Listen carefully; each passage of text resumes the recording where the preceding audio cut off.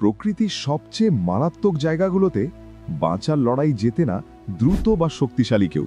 কে জেতে তাহলে? সে যে খেলে সবচেয়ে চালাক, যে ছলনা করে সবচেয়ে ভালো, যে লড়াই করে দানবের মতো। যখন শিকারী দরজায় কড়া নাড়ে, কিছু প্রাণী দৌড়ায় না, বরং বদলে যায়, হেঁটে পড়ে, নোংরা লড়াই করে।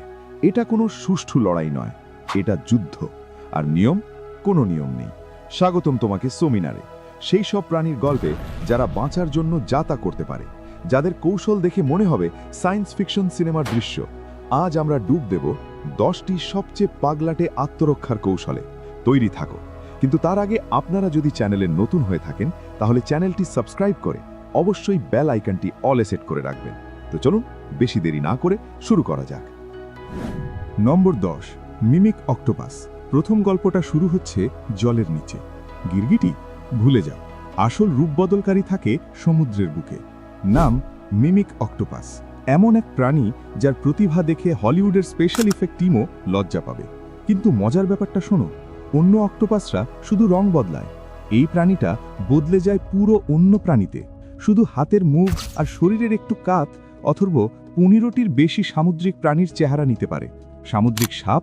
সহজ, শরীর লম্বা করে কালো সাদা ডোরা বের করে। লায়নফিশ? কোনো সমস্যা নেই, হাত ফুলিয়ে বিষাক্ত কাঁটার ভান। ফ্ল্যাটফিশ, জেলিফিশ, কাঁকড়া সবই তার অভিনয়ের অংশ। এবং সবচেয়ে অবাক করা কথা, বিজ্ঞানীরা দেখেছেন এই অক্টোপাস ঠিক করে দেয় কোন শিকারীর সামনে কি ভান করবে। শক্তির অপচয় না করে সে খেলে দিমাগের খেলা। ভয় দেখিয়ে শিকারীকে তাড়িয়ে দেয়। জলের নিচে এটাকে বাঁচা না বলে বুদ্ধি বলা চলে। নম্বর 9, বম্বার্ডিয়ার বিটল। দ্বিতীয় গল্পটা এক বিস্ময়কর প্রকার, যার পেটের ভেতরে বানানো আছে অস্ত্র। বম্বার্ডিয়ার বিটল নিজের শরীর থেকে ফুটন্ত অ্যাসিড ছুটতে পারে, একবার না, বারবার, আর নির্ভুলভাবে। কিভাবে? শোনো, তার পেটে দুটো আলাদা কেমিক্যালের চেম্বার আছে। আলাদা থাকলে কিছুই হয় না, কিন্তু বিপদ এলে সেই দুটো কেমিক্যাল মিশে যায় এক বিশেষ বিক্রিয়া চেম্বারে। ফল কি? বিস্ফোরণ। মিশ্রণ গরম হয়ে যায় 100 ডিগ্রি সেলসিয়াসেরও উপরে, আর বেরিয়ে আসে বিষের ঝাঁঝ। শুধু পুড়িয়ে দেয় না, শিকারীর চোখ অন্ধও করে দেয়। এমনকি টিকটিকি মুখে নিলেই ছিটকে ফেলে দেয়, মাথা ঝাঁকিয়ে ব্যথায় ছটফট করে। বিজ্ঞানীরা বলছেন এটা যেন ক্ষুদ্র ফ্লেম থ্রোয়ার আর পেপার স্প্রেয়ের মিশ্রণ। ছোট আকার, বিস্ফোরক ক্ষমতা। কে বলে বাঁচতে গেলে বড় হতে হবে? নম্বর 7, হর্নড লিজার্ড। তৃতীয় গল্পটা মরুভূমির। দেখতে মরুভূমিতে পড়ে থাকা এক নিরীহ পাথরের টুকরোর মতো, কাঁটাও আছে গায়ে। নাম হর্নড লিজার্ড। কিন্তু এই টিকটিকির গোপন অস্ত্র শুনলে বিশ্বাস হবে না। কোনো ঠাসা হয়ে গেলে সে পালায় না, লুকায় না, বরং নিজের শরীরকেই অস্ত্র বানিয়ে ফেলে। সে চোখের কোণ থেকে রক্ত ছুটতে পারে। হ্যাঁ, আসল রক্ত, প্রায় 5 ফুট দূর পর্যন্ত। এখন সবচেয়ে ভয়ের অংশটা শোনো, এই রক্তের স্বাদ এতই বাজে, এতে এমন রাসায়নিক আছে যা শিকারীর মুখ আর চোখ জ্বালিয়ে দেয়। কল্পনা করো তো, তুমি কামড়াতে গেছো আর শিকার তোমার চোখের ওপর গরম তেতো রক্ত ছিটিয়ে দিচ্ছে। শেয়ালদা কায়োটির মতো বড় প্রাণীও সেটা থুতু দিয়ে চলে যায়। মরুভূমিতে বাঁচতে গেলে দেখতে শক্ত হওয়ার দরকার নেই, দরকার কাউকে দ্বিতীয়বার কামড়াতে না দেওয়া। নম্বর 7, ম্যান্টিস শ্রিম্প। চলো এবার জলের নিচে এক বক্সারের গল্প শোনা যাক। ম্যান্টিস শ্রিম্প দেখতে রঙিন অ্যাকোয়ারিয়াম, পোষ মানায়, কিন্তু এর ঘুষি হেভিওয়েট বক্সারকেও হার মানায়। এর ক্লাবের মতো বাহু ঘন্টায় 80 কিলোমিটার বেগে আঘাত করে, চোখের পলকের চেয়েও দ্রুত, পানির নিচে বুলেটের চেয়েও দ্রুত। এবং শুধু একবার নয়, আঘাতে তৈরি হয় ক্যাভিটেশন বুদবুদ, যার ভেতর থাকে সুপার হিট পানি। সেই বুদবুদ ফেটে তৈরি হয় দ্বিতীয় বিস্ফোরক শকওয়েভ। মানে প্রথম ঘুষি মিস করলেও শকওয়েভ শিকারকে শেষ করে দিতে পারে। বিজ্ঞানীরা মেপেছেন 1500 নিউটনের বেশি জোর। বর্মওয়ালা কাঁকড়ার খোলা ফাটানোর জন্য যথেষ্ট। অ্যাকোয়ারিয়ামের কাঁচ পর্যন্ত ফাটায়। ডুবুরিরা বলে থাম স্প্লিটার। এবং সবচেয়ে অবিশ্বাস্য, ঘুষি এত দ্রুত যে আঘাতে আলো আর তাপের ঝলক বেরোয়। আক্ষরিক অর্থে পানি ফুটিয়ে দেয় 1 সেকেন্ডের ভগ্নাংশের জন্য। ম্যান্টিস শ্রিম্প ঘুষি মারে না, সে পদার্থবিদ্যার অস্ত্র বানায়।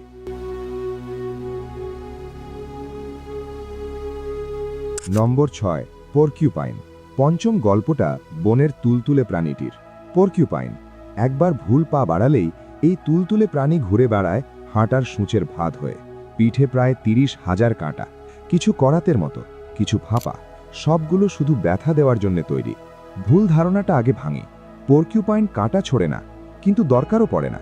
একটু লেজ নাড়লেই কিংবা শরীর ঘোরালেই সেই কাঁটাগুলো শিকারীর চামড়ার বিঁধে যায়, আর সেগুলোর গায়ে আছে মাইক্রোস্কোপিক খাঁজ, যা টেনে বের করা প্রায় অসম্ভব করে দেয়। যে শিকারী সতর্কবার্তা উপেক্ষা করে সে মুখ আর থাবা ভর্তি কাঁটা নিয়ে পঙ্গু হয়ে চলে যায়।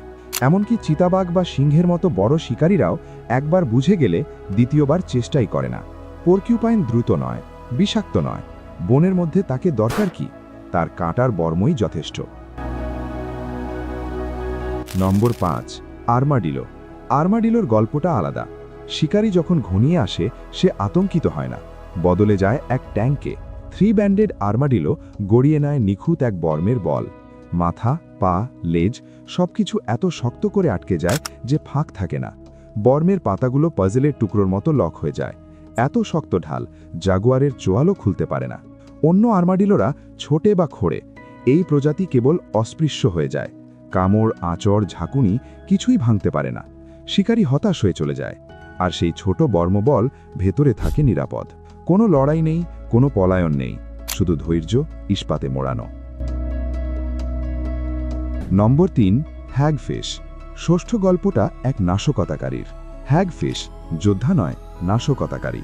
বিপদ এলে সে ছেড়ে দেয় এক পিচ্ছিল সুনামি।